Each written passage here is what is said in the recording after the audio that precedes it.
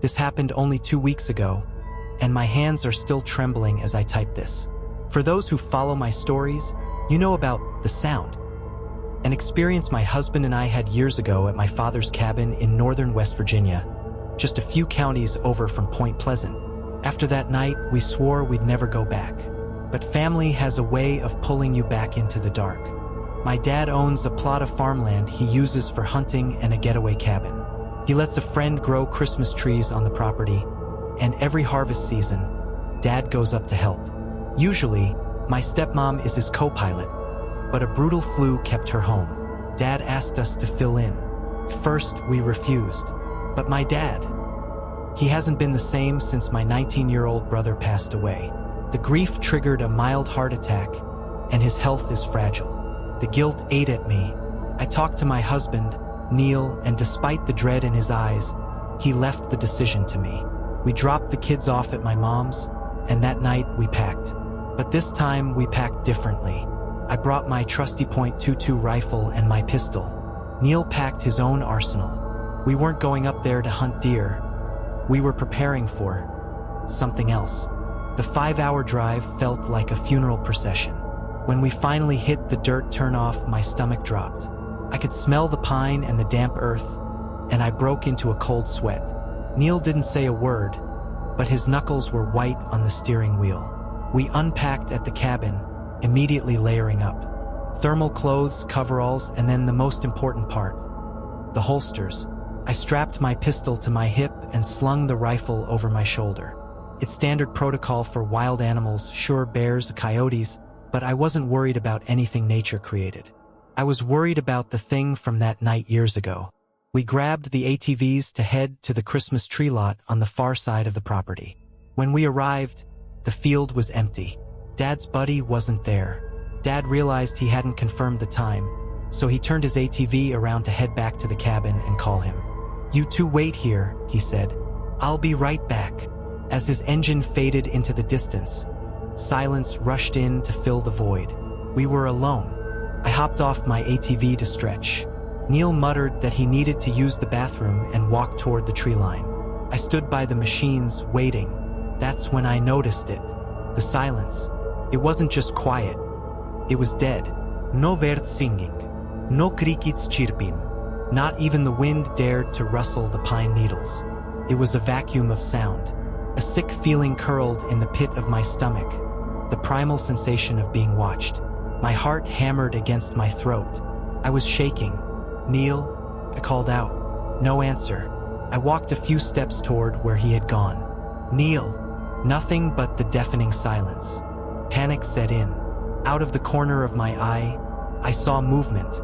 A blur between the tree trunks. I froze. The trees behind me rustled. Not from wind, but from displacement. I whipped around. All I saw was a tall, shadowy figure slipping behind a thick cluster of pines. Terror, cold and sharp, pierced through me. I screamed Neil's name one last time. Silence. I didn't wait. I sprinted for the ATV, threw my leg over, and reached for the ignition. My hand grabbed nothing but air. The key was gone. My stomach plummeted. Neil must have taken the key with him out of habit. I knew how to hotwire it, but my hands were vibrating so hard I couldn't even unzip my pocket. I knew that in the time it would take to strip the wires, that shadow would be on top of me. I had two choices: run back to the cabin for Dad, or go into the woods for Neil. Couldn't leave him. I hopped off the dead machine and took a step toward the woods. Then I heard it. Faint, weak voice. "Help me." Tears stung my eyes. It was Neil. I didn't care about the shadow anymore. I screamed for him to keep yelling so I could track his voice. I tore through the brush, branches whipping my face, drawing blood, but I didn't slow down. The voice got louder. I broke through a thicket and found him. Neil was slumped against the base of a massive oak tree. Blood was streaming down his face. I slid to my knees, checking him over. He looked dazed. "Something big hit me," he whispered. I blacked out. That's all I remember. I hauled him up. "We have to move. Now." We began the slow, painful limp back toward the clearing. That's when we heard it. Heavy footsteps crunching on the forest floor. Crunch, Crunch. We stopped. It stopped. We walked faster. The sound matched our pace, parallel to us, just behind the tree line. Something was escorting us. We burst into the clearing. The ATVs were right there. Neil was barely standing, so I propped him against a pine tree to run and grab the gear. I turned to run toward the quad, and I ran straight into a wall. I looked up, and up. It stood at least 7 feet tall. It was covered in thick, matted dark hair, but it was the eyes that froze my blood. 2 glowing, ember-red eyes burned into my soul. Couldn't breathe, couldn't scream. My brain tried to process what I was seeing. Massive black wings, folded tight against its back, draped all the way to the ground. Neil screamed my name, breaking the trance. I ducked around the creature, making a mad dash for the ATV. I was almost there. I almost made it. Then, a searing pain tore through my shoulder. I looked back to see a claw, a massive talon-like hand gripping me. With effortless strength, it threw me backward. I flew through the air and slammed into a pine tree. The world spun.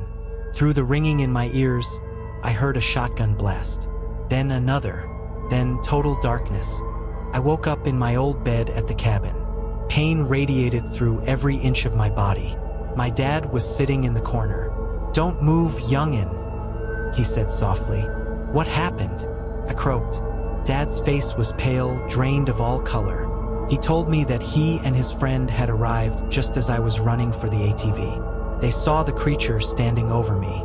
When it threw me, they unloaded both their shotguns into its chest. "Did you kill it?" I asked. Dad shook his head. It looked at us with those fire eyes, spread its wings, let out a scream that sounded like hell itself, and shot straight up into the sky. "We don't know what it was, but I know it's the same thing from years ago. Dad has forbidden anyone from returning to the property. Even his friend abandoned his Christmas trees." Neil recovered, but me, I can't say the same. When that thing grabbed me, its talons sank deep. The wounds are healing, but changing. Last night, I felt 2 hard knots forming on my shoulder blades, and the hair on my arms is growing back faster and thicker than it ever has before. I don't know what is happening to me, but I am more terrified now than I was in those woods.